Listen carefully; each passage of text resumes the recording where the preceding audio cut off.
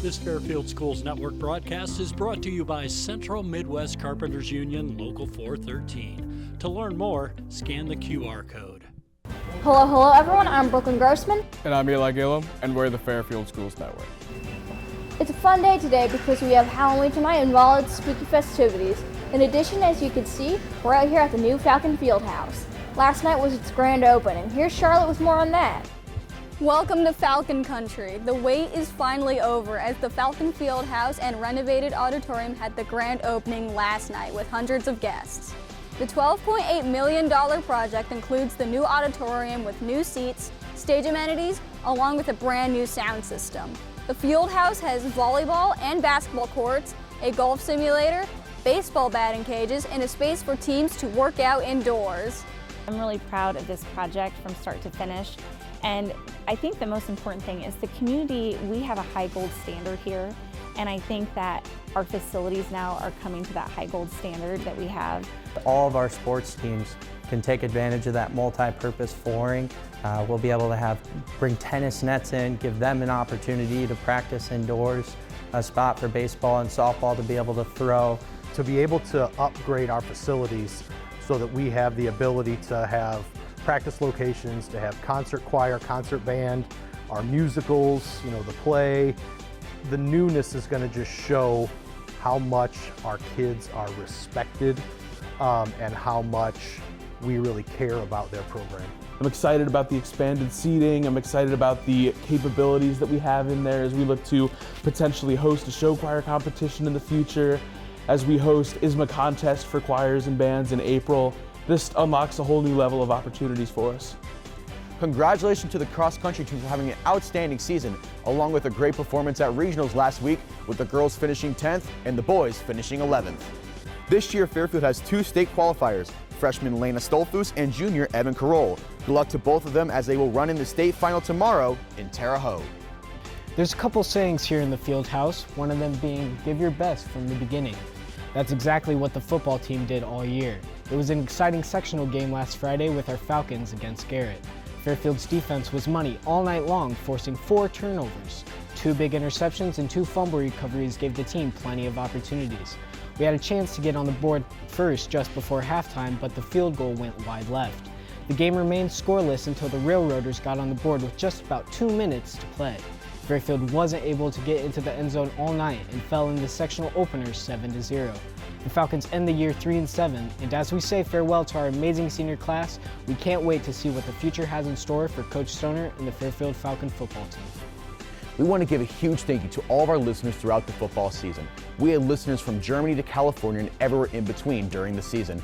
As we get ready to go to the basketball season, we'd like to thank you once again for tuning in on Willie 103.5 Sports to our broadcast. This place has a little bit of everything, even a new sound system. The next Tuesday, the Fairfield girls basketball team is on the road against the Elkhart Lions. After an 18-7 record a year ago, Coach Hartman has some high hopes for this team and is excited for the upcoming season.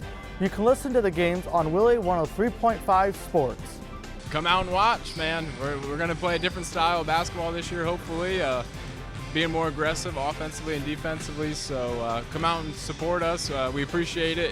Thank you in advance for coming, and just can't wait for those nights to start. Fairfield's marching band went down to Lucas Oil for the Bands of America competition. The marching band performed well and finished 4th in their class. It was a great opportunity to perform and get a feel of what possibly it will be like to perform for the state competition. We are currently on a 16-year state final streak, so every year for the last 16 years we performed here for state finals, and then every year the last 4 years we performed at BOA Super Regional and 1 time at Grand Nationals. You guys, that's so awesome. I feel like you have something you gotta say.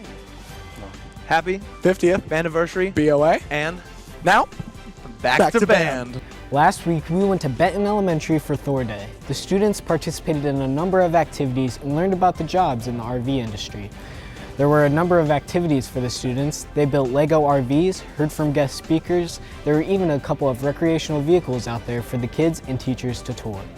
We are the RV capital of the world here in Elkhart County, and a lot of their family members work in the RV industry. So it kind of gives them an example of what the industry is all about and the fun that we can have here.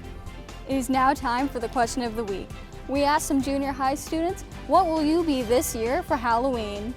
I'm going to dress up as a dirt bike rider. I'm going to be Jonathan Taylor from the Colts. Why are you dressing up as Jonathan Taylor? Because he's popping off in the NFL right now. What are you going to be for Halloween this year? I'm going to be Ratatouille.